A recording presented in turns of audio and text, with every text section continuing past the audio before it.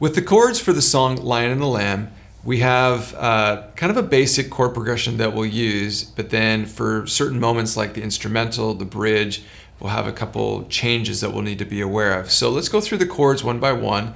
We're going to be again in the key of G, so starting off with that chord G that we'll use, G, B, and D, gives you the voice for that.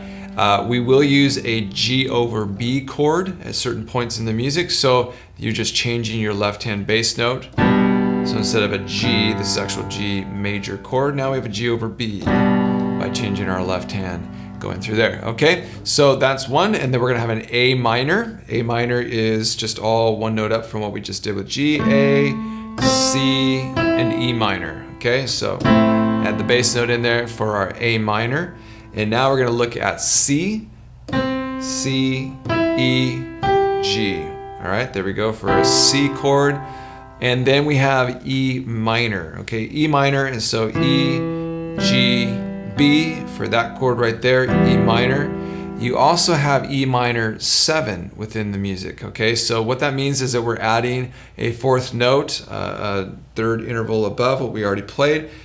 E, G, B, and now here is the fourth note, that D right there, okay? So you can play that all in one hand by spreading out your fingers, or you can let your left hand cover the E, then you got a G and a B and a D. Well, look at that, right hand by itself looks like we're just playing another G chord with E in our bass, okay? So that's E minor, and then the E minor 7 to voice all that. Last one we have is D chord, so D, F sharp, A, okay? D, F sharp, A. All right, so that was the chords, and then those were all in root position. Now to play this song, we have a intro melody line that is octaves that we will look at in the rhythm and melody video. So you'll want to check that out. Once we get into the verses, we're going to go straight to a root position G. So that makes it nice and easy.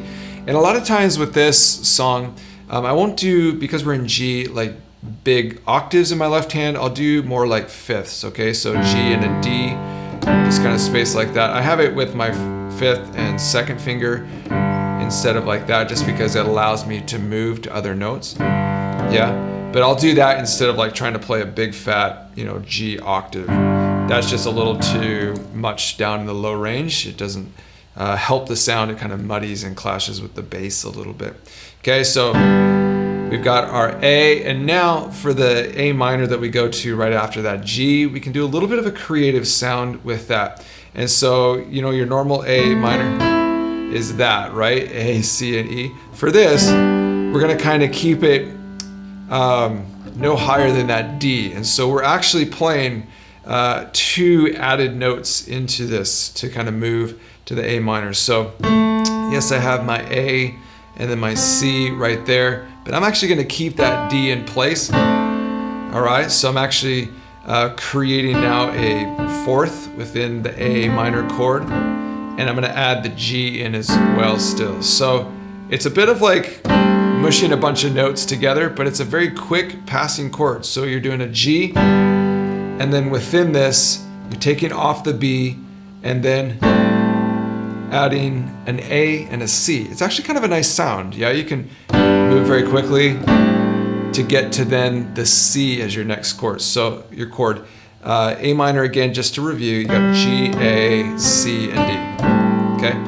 And then we've got the C chord itself. Now to do this, we're gonna hit the bass note, and I'm gonna spread this out a little bit to play an E and a G with my first and second fingers, and then I'm gonna reach all the way up, still with my pinky, my fifth finger, on this kind of anchor note of a D, okay? So we've kept that note in place for 3 chords now.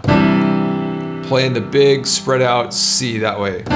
Maybe I'll add an octave left hand there depending on how much kind of oomph you need.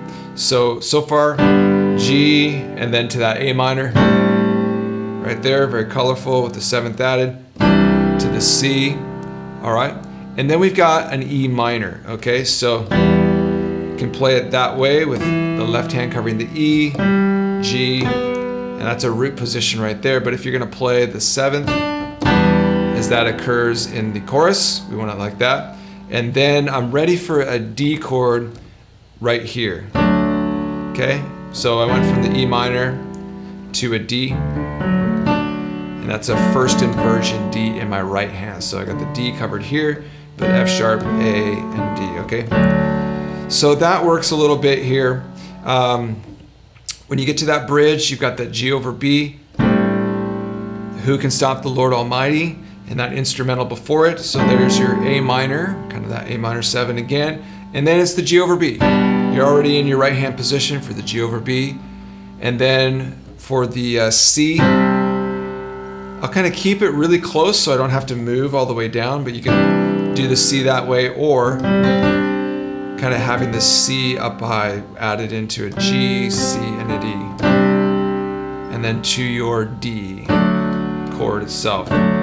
So that sequence would go the A minor 7, Who Can Stop, to the G over B, and then to the C over, or just a C, it's actually a C second, and then a D. So a few colorful notes in there with the rhythm that we'll use. So as you voice those chords out, just really make sure that you kind of stay tight with them. Again, you don't want to move too far and too quickly, because you have to stay with just that really locked in rhythm with how the chords are going to move.